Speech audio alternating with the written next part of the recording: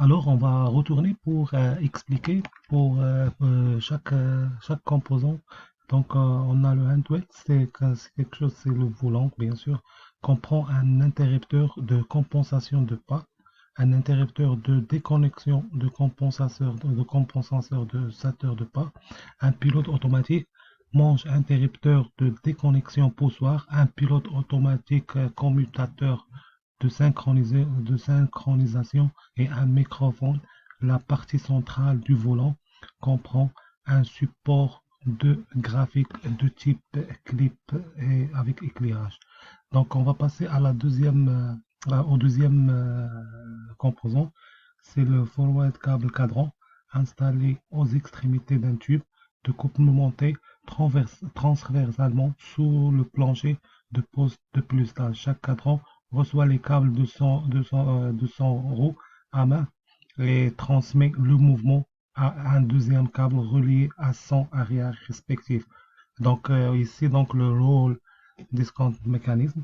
Donc dans le cas peu probable d'un état de blocage commande pilote ou copilote, les deux peuvent être séparés en entraînant puis en tournant à 90 le poignet marqué roll discount au centre de pédalisme. Lorsque les deux demi-arbres ont été déconnectés, l'aileron restera opérationnel à partir de ses volants.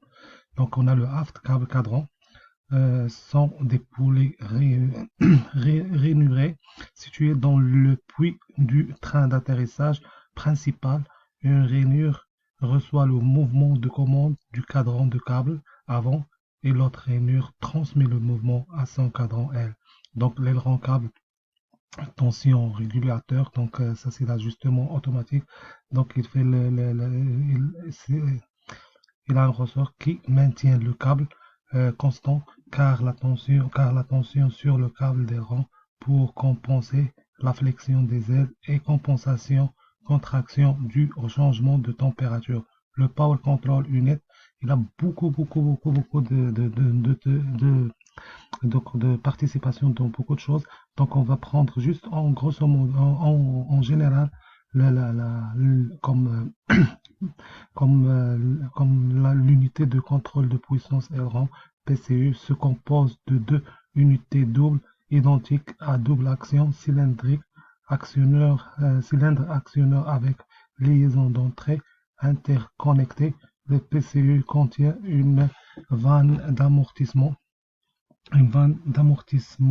interne qui fournit des capacités de verrouillage des rafales lorsque le système est dépressurisé. Et ici, je vais essayer de vous guider pour vous l'expliquer, vous montrer une vidéo qui fait la job du PCU.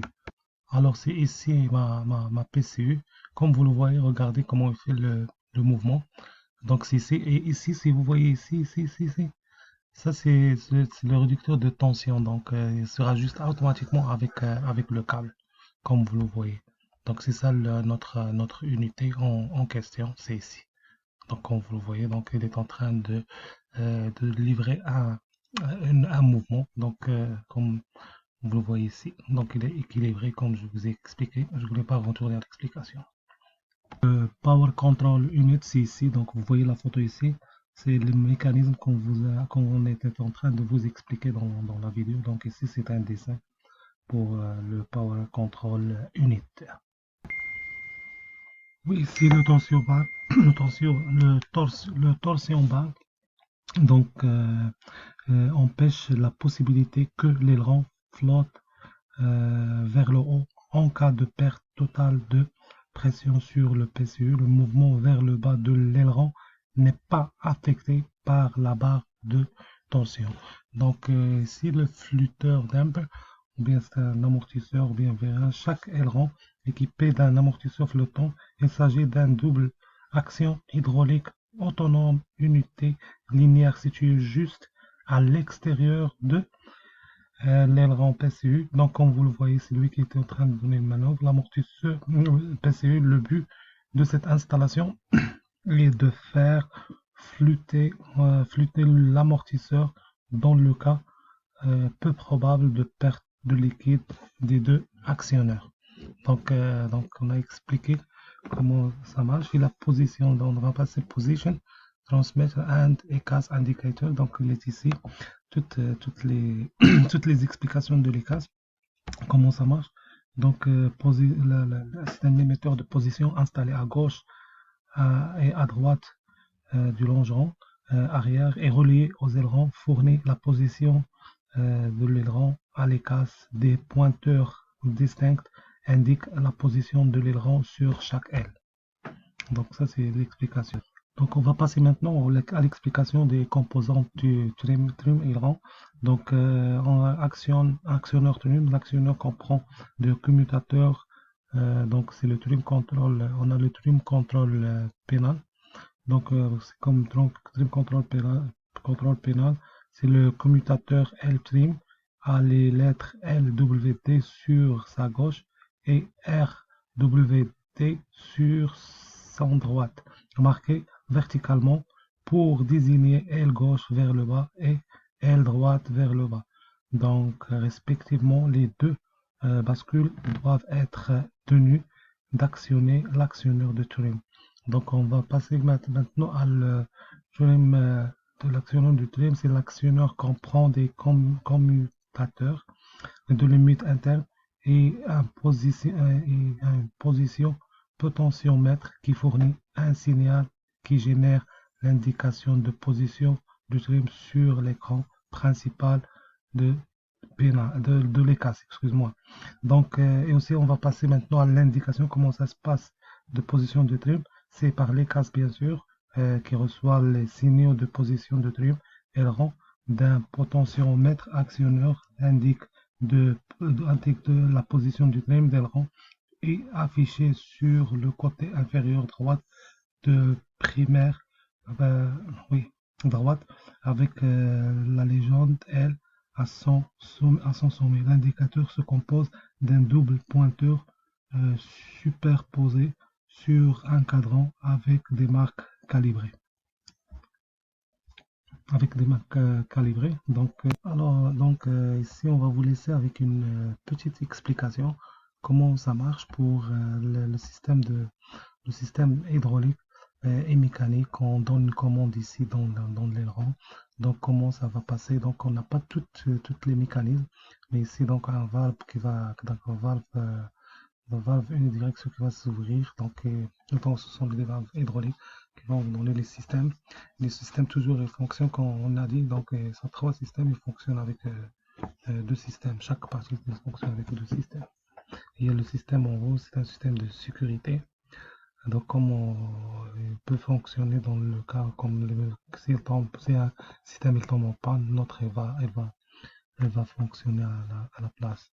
Donc ici, donc les explications naturelles travel accomplished by a post natural point. Donc c'est ça.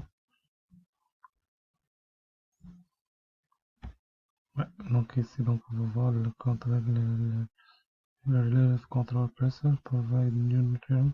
Donc j'ai aspiré cette explication juste pour donner une vous mettre dans le bain. C'est comme si vous êtes dans une cockpit ou bien vous voulez savoir comment ça va. Donc on a donné le mouvement ici. Donc le pilote a donné l'entrée. Donc l'entrée est donnée. Donc autopilote.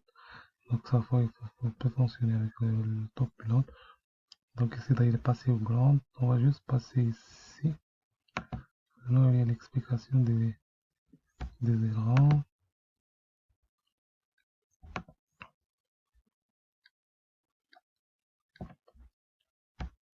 Donc en général, donc c'est ça. Donc le mouvement, donc ça dépend de combien de livres. Voilà, donc ça c'est on a un autre